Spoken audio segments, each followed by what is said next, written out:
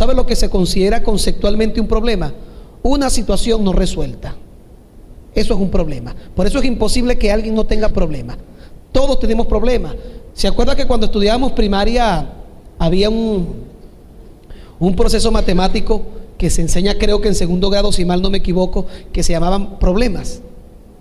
Juanito fue a la bodega con 10 bolívares y compró 1 kilo de papa y le dieron devuelto 3 bolívares.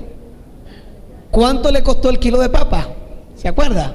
Y uno agarraba y sacaba una suma matemática, y eso para uno era un problema. Uno dice fácilmente, bueno, 7 bolívares fue lo que le costó. Pero cuando uno tenía 7 años, 8 años, eso era un problema, porque era una situación que nos las entregaban sin tener una respuesta, sin estar resuelto.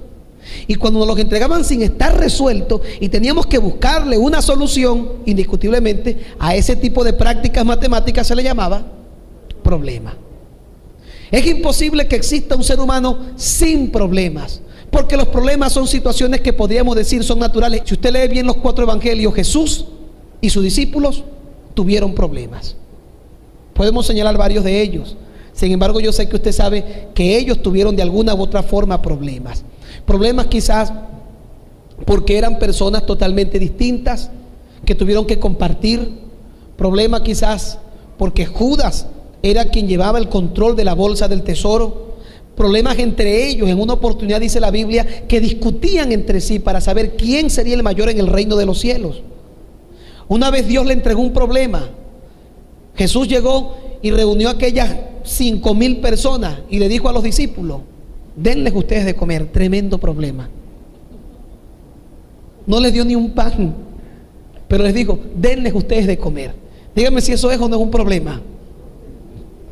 Eso no es un problema, es un problemón, dicen por allí. Ahora, no se promete o no se garantiza al estar en Dios se acabarán los problemas. Pareciera que por el contrario.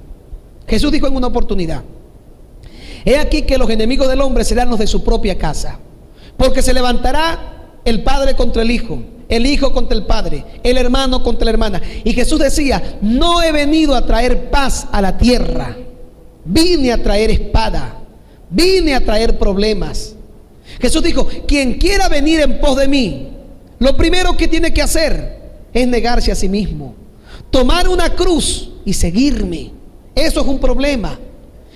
Vamos a tratar de enumerar algunos de los problemas más peculiares que por lo general nos atañe a nosotros. Problemas de salud, problemas de inseguridad. Quien pensó que no tenía problemas, si es venezolano, nuestro país tiene problemas políticos y es de él, le guste o no le guste. Problemas de inseguridad. No, ese no es mi problema, a mí nunca me han robado. Tú eres venezolano, es tu problema. Entonces se da cuenta que de alguna u otra forma aquellas situaciones que aún no han sido resueltas son problemas. Ahora, yo quiero señalar lo siguiente: ¿de qué forma nosotros tenemos que enfrentar los problemas? Hay 2 maneras de enfrentar los problemas. La primera es espiritual.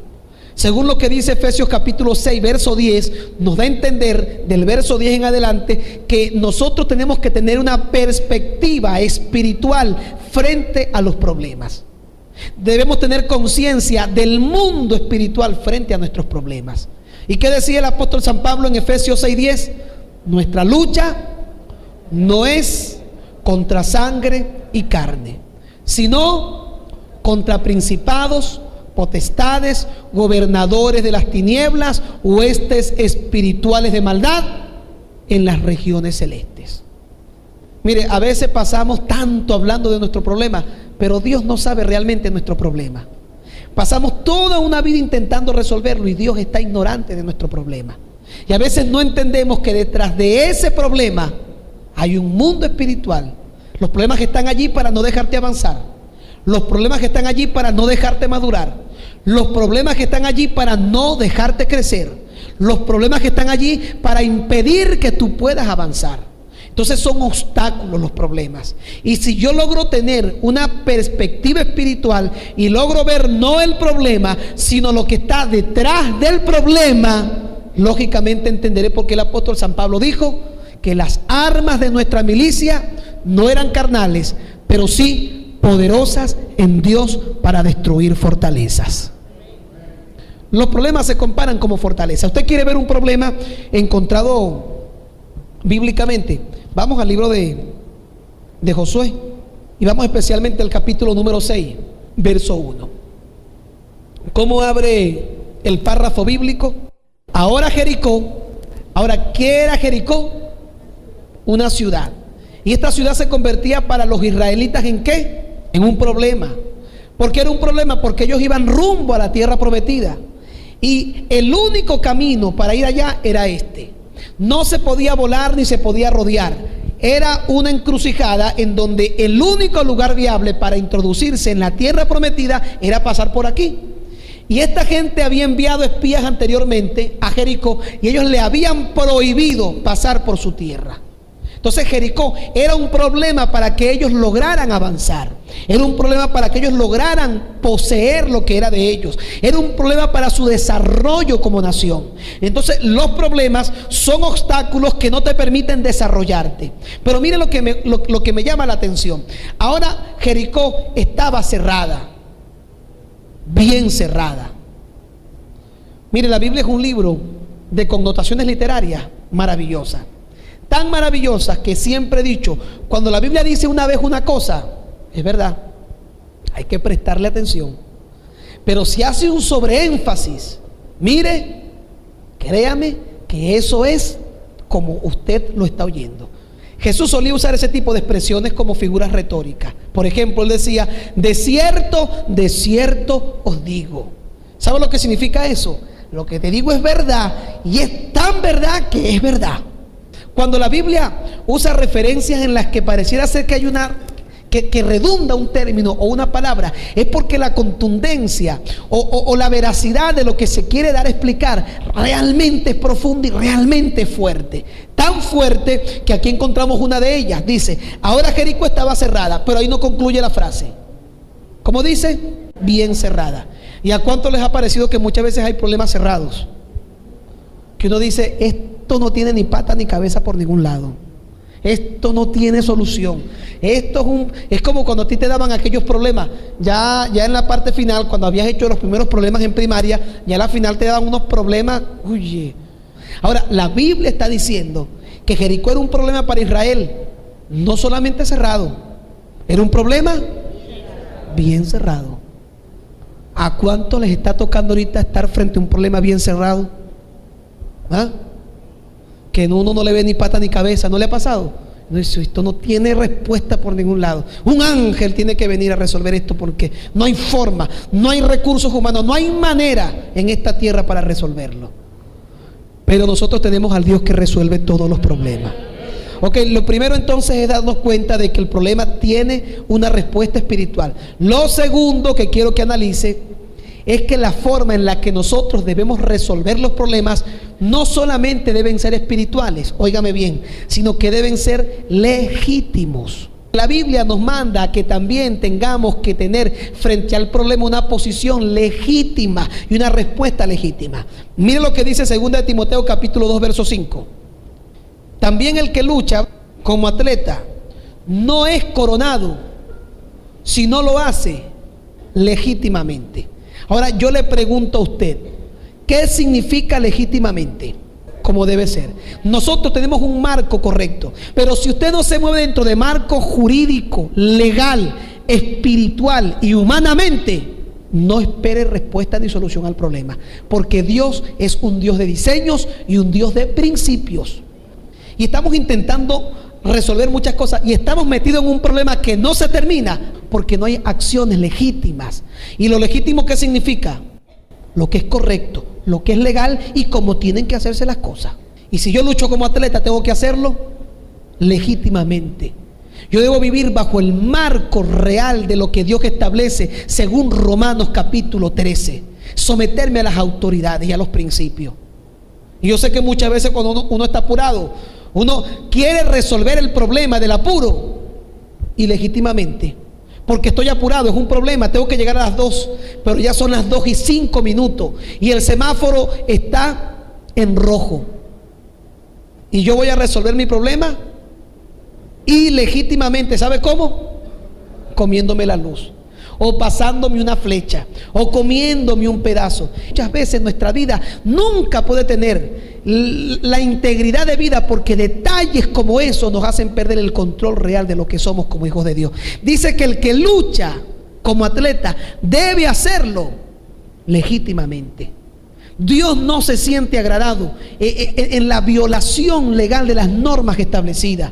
Respetar las autoridades, respetar lo que está establecido, porque no importa cuánto ores, pero si estás actuando ilegítimamente, no esperes que Dios te respalde cuando te multen y, ay Señor, no tengo real para pagar los impuestos tributarios, y que Dios diga, bueno, arréglatela y págalo como puedas, porque no lo hiciste legítimamente.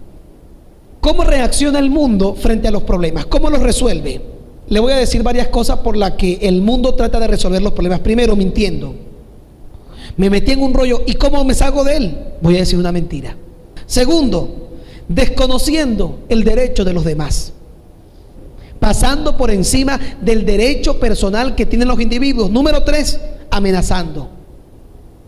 Número 4, usando las famosas y proverbiales zancadillas, metiéndole el pie a otro para que se caiga y yo llegue primero. Número 5, usando cualquier elemento viable para yo alcanzar la meta y resolver mi problema. El que lucha como atleta, según lo que dice la Escritura, debe hacerlo legítimamente. La legitimidad casi nunca o nunca es el camino más fácil. ¿Es o no es? ¿Cómo llegamos más rápido a un sitio? Comiendo flecha, pasando semáforos, trampeando por aquí una vuelta antes del lugar que tenía que darlo. Porque la legitimidad nunca es el camino fácil para alcanzar las cosas. Pero dígame si no nos vemos tentados todos los días a llegar más rápido o a resolver la situación de forma ilegítima. Todos los días nos vemos tentados a usar la proverbial zancadilla y hacer tantas cosas simplemente que porque no me importa cómo resolverlo, pero hay que resolverlo. Si hay que decir una mentira, todo sea por la paz de esta situación. Pero todo esto lo que nos hace es traer más y más problemas que nunca logran terminar. Entonces, aunque no es el camino más fácil, es el camino que tenemos que tomar. Aunque no es el camino más corto, el camino de la legitimidad es el camino que deben tomar aquellos que quieren realmente ver a Dios moverse en medio de sus problemas. Ahora, hay 3 causas por las que nosotros tenemos problemas. ¿Quiere conocerlas? Aquí le va la primera. Tenemos problemas porque ellos nos hacen traer gloria a Dios mediante un testimonio. Ahora, ¿qué es realmente un testimonio tremendo? Un problema que era grande y que fue. Entonces los problemas nuestros, primero, ¿sabe por qué tenemos problemas? Porque Dios desea glorificarse en nuestra vida. Es la primera causa por la que tenemos problemas. La segunda causa por la que tenemos problemas es porque los problemas nos ayudan a perfeccionar nuestro carácter. Vamos a ver lo que dice Salmo 11:5. Dice así: Dios prueba al justo y al malo, y al que ama la violencia, su alma aborrece. Pero dice que Dios prueba al justo. De alguna forma está diciendo que cuando el justo padece es porque Dios tiene un propósito con aquella situación. La primera es porque desea Dios glorificarse en mi problema para que Él reciba la gloria. El problema no es para sepultarte. Sácate de la cabeza que ese problema va a acabar contigo. Ese problema es para que Dios sea glorificado en tu vida y para que el nombre de Cristo sea engrandecido donde quiera que tú te encuentres.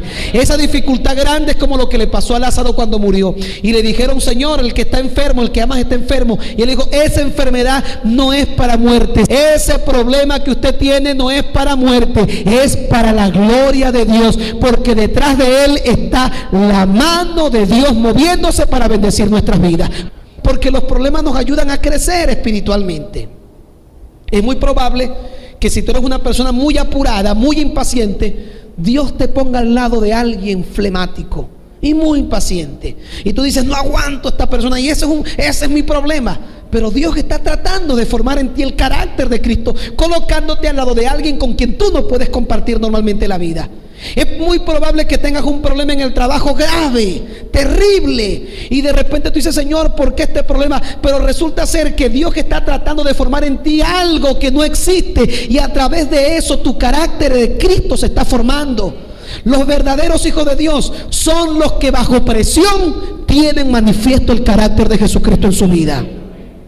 Entonces mire, la segunda causa por la que nosotros tenemos problemas es porque el problema está perfeccionando mi carácter. Y número 3, porque el problema me permite conocer mejor a Dios. Para nosotros el problema, primero, es porque Dios desea glorificarse. Segundo, porque el carácter de Cristo se está formando en nuestra vida, en esa situación dura con nuestros hijos, en esa situación dura con nuestro esposo, en esa situación compleja financiera, en esa situación triste y terrible laboralmente. El carácter de Cristo se está formando. Y número 3, porque quizás no conocemos a Dios tan bien como cuando hay un problema. Señor, te conozco. ¿Sabe quién pensaba que conocía a Dios? Job. Y le vino una calamidad y un problema grave a Job, tan grave que si usted lee el capítulo 1 de Job, dice que aún no había terminado de hablar uno, contándole el rollo que tenía, cuando llegaba otro y otro. Y la cabeza a Job se le puso de este tamaño. Y se paró y dijo: pues cuando ya todo lo había perdido, desnudo salí del vientre de mi madre y desnudo voy a volver a él. Jehová dio, Jehová quitó. Sea el nombre de Dios glorificado. Pasó por un proceso terrible de escasez, de miseria, de crisis. Pero cuando el problema terminó, Dios se glorificó y su carácter fue formado. ¿Sabe cómo concluye diciendo el libro de Job? De oídas te había oído, pero ahora mis ojos te ven. Yo creía que te conocía, pero en el problema te conocí mejor, porque yo pensaba que tú eras un Dios de amor, pero no fue hasta que me sentí solo, que sentí tu mano conmigo, que entendí que me amabas a mí. Yo pensaba que tú estabas conmigo todos los días hasta el fin del mundo, pero no fue hasta que me sentí solo, que sentí tu compañía y dije: sí, es verdad, Dios está conmigo. El problema me hace conocer mejor a Dios. ¿Qué hacer frente a los problemas entonces? Cuando uno tiene problemas, ¿sabe qué es lo que más se acercan a uno? ¿Y qué es lo que uno más busca? Consejeros.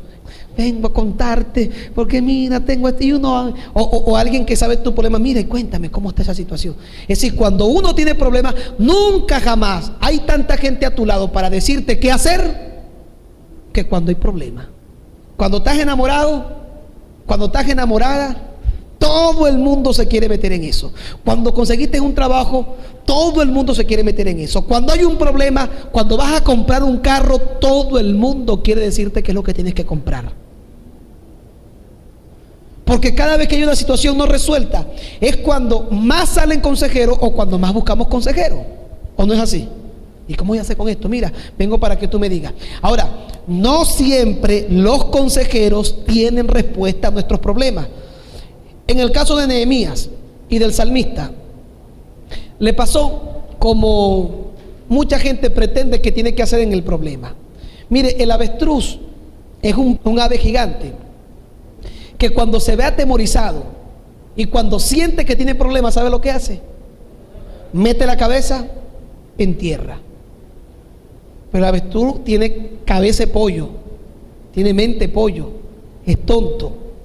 ¿Sabe por qué? Porque él cree que como no ve a quien le da miedo, no lo están viendo a él, y el cuerpote afuera y la cabeza adentro porque no está viendo. Ahora, ¿qué hacer frente al problema? Lo que casi siempre dicen los consejeros, más los consejeros, hacer frente al problema es: huye. No, deja eso. No, sal corriendo. No, divórciate. Acaba con esa situación. Miren, los consejeros todo el tiempo te van a... Y dígame si te quieren, como que te aconsejan más que te vayas porque no te quieren ver enfrentando la situación. Pero huir nunca ha sido solución para un problema. Mire, Nehemías tuvo un consejero. Vamos al capítulo 6 de Nehemías. Y miren lo que pasó ahí en el libro de Nehemías. En un momento de dificultad bien compleja. El capítulo 6, verso 1 en adelante dice: maquinaciones de los adversarios. Toda esta gente comenzó a amenazar y a decir un montón de cosas. En el verso 11, Nehemías le da una respuesta a los consejeros que le decían que se fuera y que dejara tirada la obra que había comenzado, porque se había involucrado en un gran problema en aquella situación. Y el verso 11 vemos la respuesta de un hombre de Dios frente al problema, de una mujer de Dios frente al problema. Verso 11: entonces dije, un hombre como yo ha de huir. Si lo traducimos a nuestro lenguaje coloquial, eso significa, ¿quién dijo miedo? Yo voy a salir corriendo. Alguien que ha dicho que Dios está con él, alguien que ha hablado de Dios y que dijo que Dios lo había traído a reconstruir y que Dios lo ha... Yo voy a salir corriendo. No, está muy equivocado. Un hombre como yo ha de huir. La respuesta lógica es no. No voy a huir frente al problema. Me voy a parar y ahí me voy a fijar y le voy a dar cara al problema y voy a enfrentarlo en el nombre del Señor. ¿Por qué? Porque sé que Él es primero para que Dios se glorifique, segundo para procesar mi carácter y tercero para conocerlo mejor. Libro de los Salmos, capítulo 11, verso 1, dice así: en Dios he confiado. Le habían aconsejado a David que se fuera y David le respondió: ¿cómo decís a mi alma que escape al monte cual ave? Porque aquí los malos tienden el arco, disponen sus saetas sobre la cuerda para asaetar en oculto a los rectos de corazón. Si fueran destruidos los fundamentos, ¿qué han de hacer los justos? Mas Dios está en su santo templo. Dios tiene en el cielo su trono. Sus ojos ven, sus párpados examinan a los hijos de los hombres. Dios prueba al justo. Dios está en su trono sentado. Entonces, ¿cómo le dicen a mi alma que escape al monte como si fuera un pajarraco o si fuera una gallina? No, no vamos a correr. No vamos a plantar frente al problema como árbol junto a corrientes de agua. Y vamos a entender dos cosas. Primero, que esta lucha es espiritual. Y segundo, que hay que moverse en el marco de la legalidad. Y pararnos allí. Y no movernos. A pesar de todo lo que puede estar pasando en este momento y los problemas que podamos estar enfrentando, no se van a desaparecer los problemas. Cuando termine uno va a llegar otro. Pero ahora vienen las buenas noticias. Dios está contigo en el problema. Dios no ha perdido su poder ni su capacidad de actuar. Mientras Él esté sentado en su trono, sus ojos examinan la tierra y está sobre mí para observar cada paso que yo doy. Nada malo puede pasarte, óyeme bien, nada malo puede tocarte, porque mayor es el que está contigo que quien está en contra. Porque más son los que te acompañan que los que vienen en tu contra. Pues el Señor mandará a sus ángeles cerca de ti para que tu pie no tropiece en piedra. Hollarás al cachorro del león, a las pid pisarás, y sobre él pondrás tu confianza. Dice finalmente el Salmo 91: por cuanto en mí ha puesto su esperanza, yo también lo libraré, dice el Señor, y le saciaré de larga vida. Así que mientras Dios esté de nuestra parte, problema, no hay problema. Primera de Corintios 10:13 dice así: no os ha sobrevenido. Vamos a cambiar aquí el término para parafrasearlo así: no os ha sobrevenido ningún problema que no sea humano.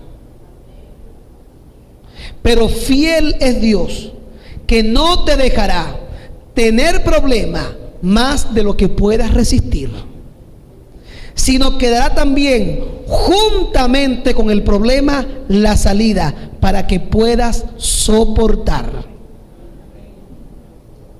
Si tú dices, oye, qué terrible esta situación, Dios sabe que tú tienes la capacidad para soportarla. Porque no vendrá ningún problema que Dios permita que llegue a tu vida que te destruya.